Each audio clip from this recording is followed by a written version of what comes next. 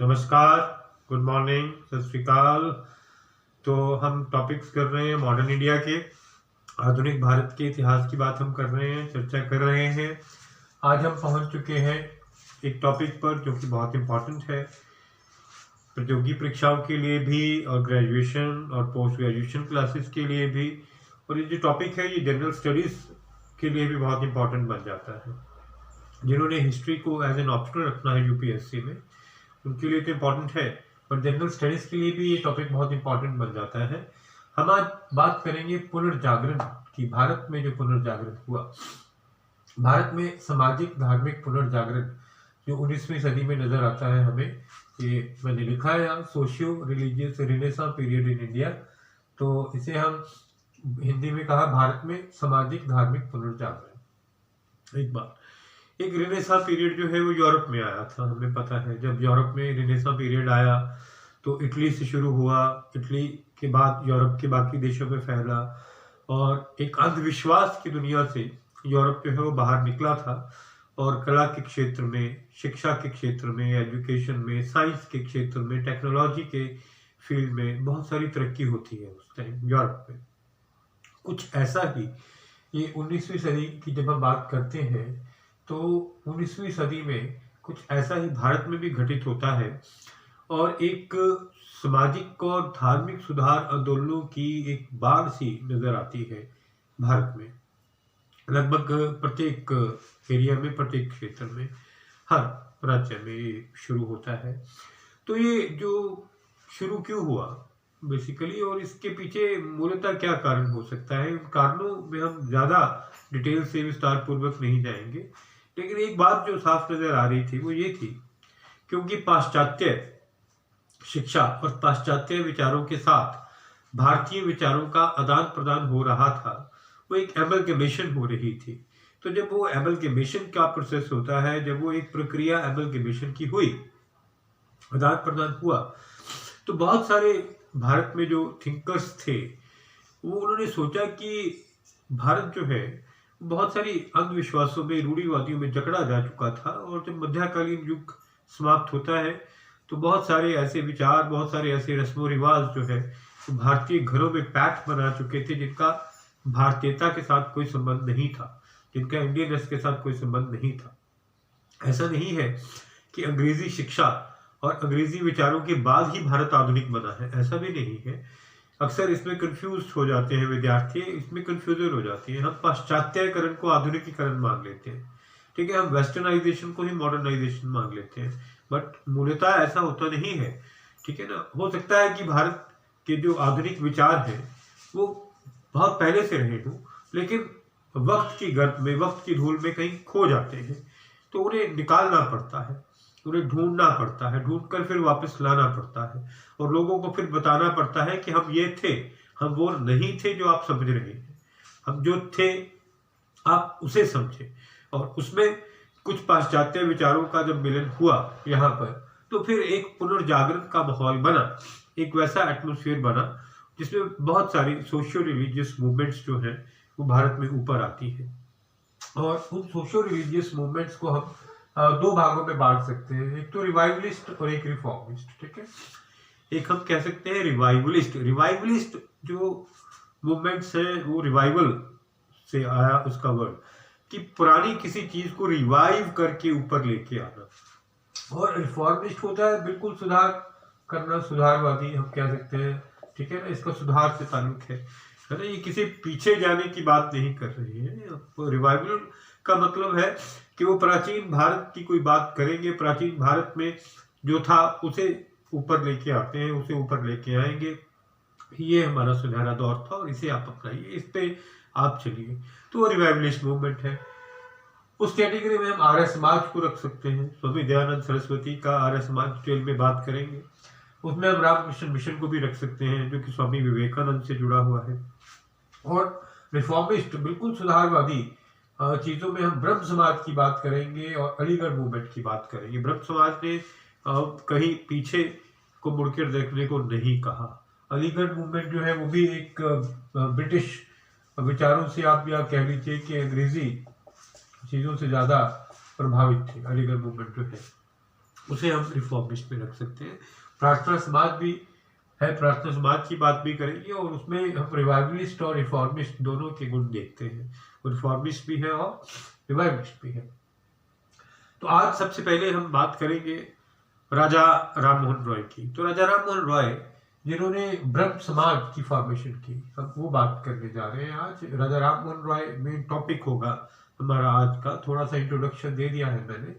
तो राजा राम मोहन रॉय को रिनेसां man of India भी कहा गया कि पुनर्जागरण लाने का श्रेय जो है भारत में वो किसे जाता है, वो राजा राम मोहन रॉय को जाता है।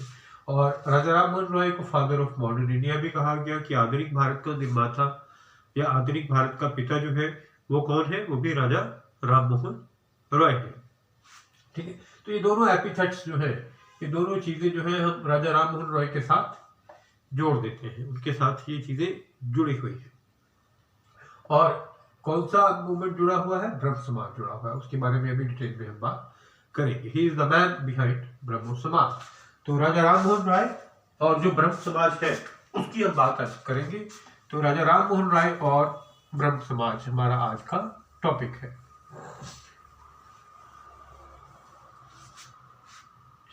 राजा राम मोहन राय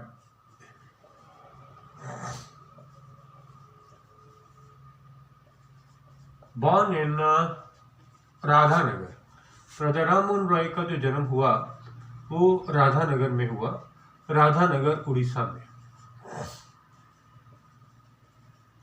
इनका जन्म हुआ 1773 में। राधानगर में इनका जन्म होता है राजा राम मोहन रॉय का, उड़ीसा में। और एक संभ्रांत परिवार से इनका ताल्लुक था, इनका संबंध था। इनके पिता एक वकील थे और एक अच्छे परिवार से ताल्लुक रखते थे राजा राम मोहन रॉय। तो राम मोहन रॉय, नाम तो राम मोहन रॉय है, नाम राम है। तो ये राजा का टाइटल दिया गया था।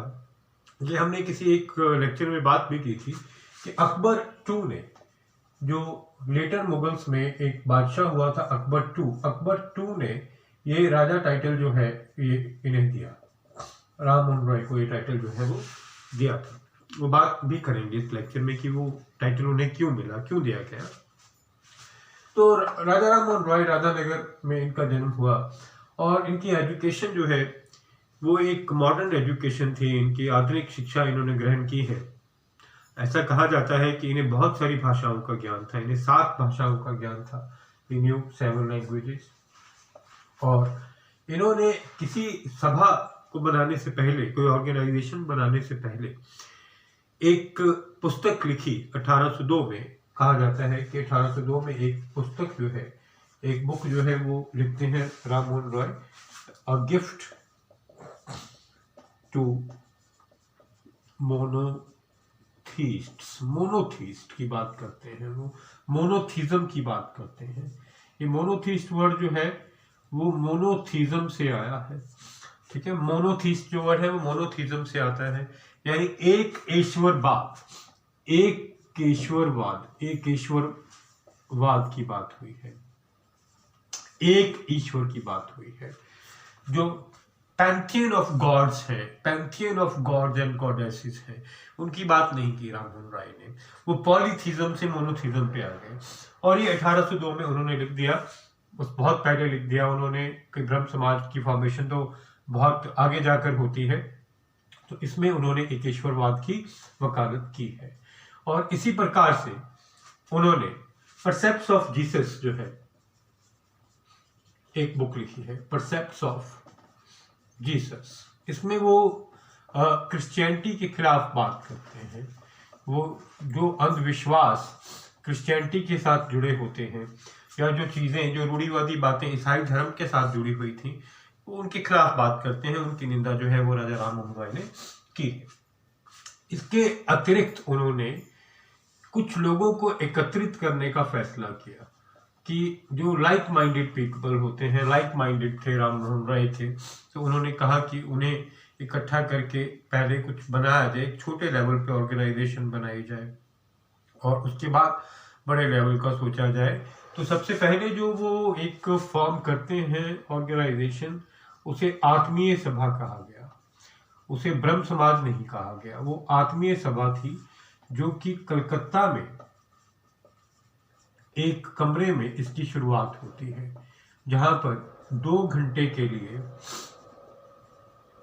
फॉर 2 आवर्स 2 घंटे के लिए हर शाम को लाइक माइंडेड पीपल, जिनके विचार आपस में मेल खाते हों, जो कि रूढ़िवादी धर्म के खिलाफ हो, परंपरागत धर्म के खिलाफ हो, जो कि धर्म और साइंस के मेल की बात करते हो, तो वैसे लोगों की एक मीटिंग पॉइंट होता था और उसे आत्मीय सभा कह दिया गया।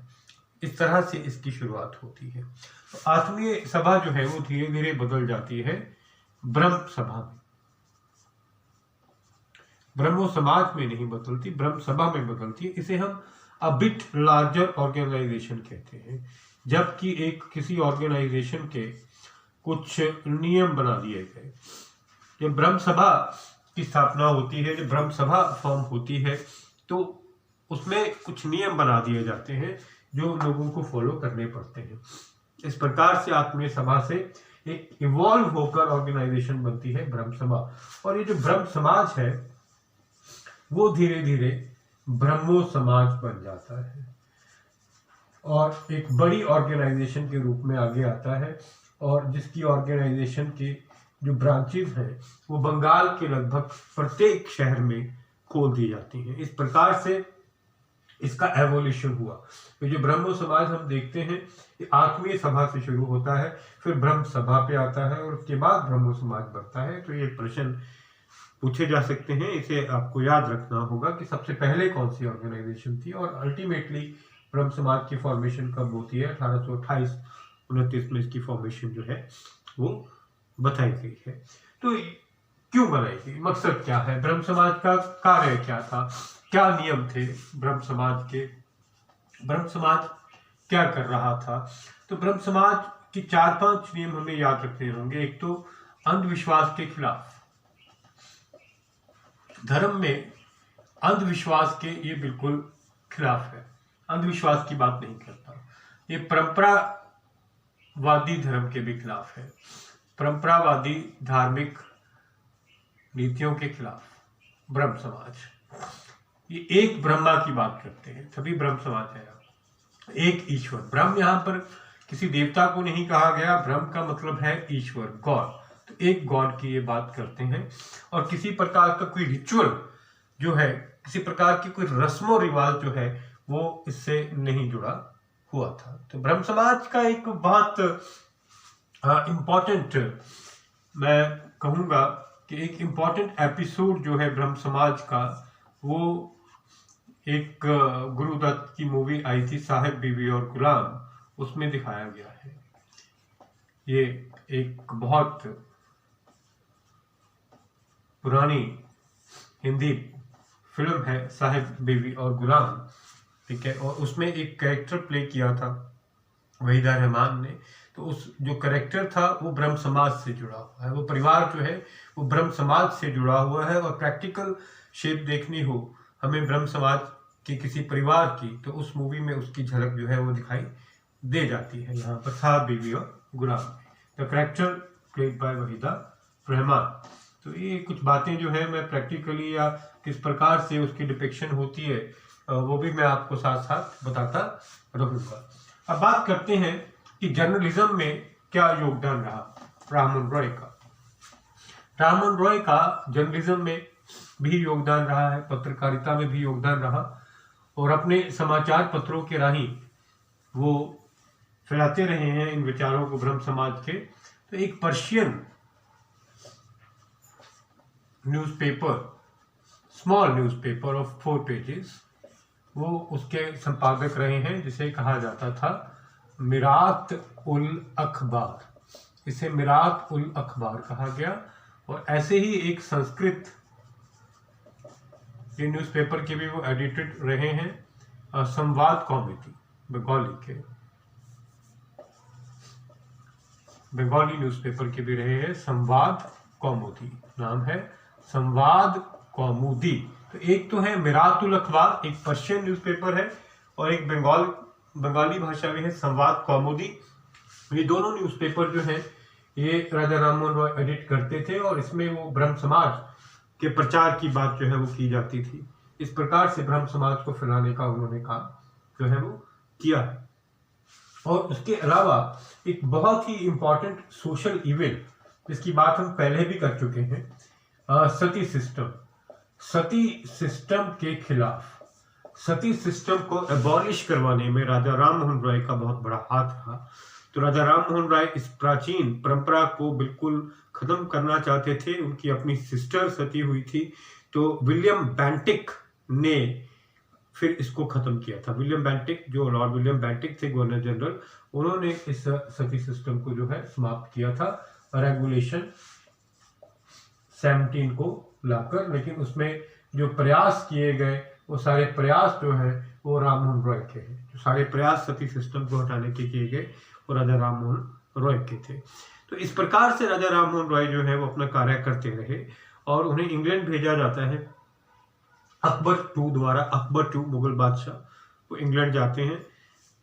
कोई उनकी पेंशन को बढ़ाने का मामला था, अकबर II की पेंशन को, तभी उन्हें राजा का टाइटल भी दिया जाता है।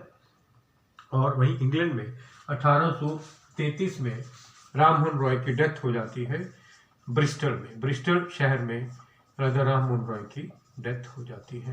लेकिन ब्रह्म समाज चलता रहता है, चल रहा था। लेकिन जैसा अक्सर होता है कि किसी एक फाउंडर के जाने के बाद उस ऑर्गेनाइजेशन में डिविजन्स हो जाती हैं, कुछ मतभेद आ जाते हैं। कुछ लोग होते हैं वो ओरिजिनली वैसे ही उसी ऑर्गेनाइजेशन को चलाना चाहते हैं जैसी ऑर्गेनाइजेशन उन्हें मिलती है, जैसी संस्था उन्हें विरासत में मिली वो चाहते हैं कि वो उसी प्रकार से चले। और कुछ लोग जो होते हैं वो उस संस्था में चेंजेस लाने की कोशिश करते हैं वक्त के साथ साथ, कि अब इस संस्था में, ऑर्गेनाइजेशन में बदलाव लाए जाए। तो ब्रह्म समाज के साथ भी ऐसा ही हुआ। तो ब्रह्म समाज जो है उसमें भी डिविजन्स नजर आई हैं हमें, उसमें भी वर्ग नजर आए। एक तो हुआ आद ब्रह्म समाज,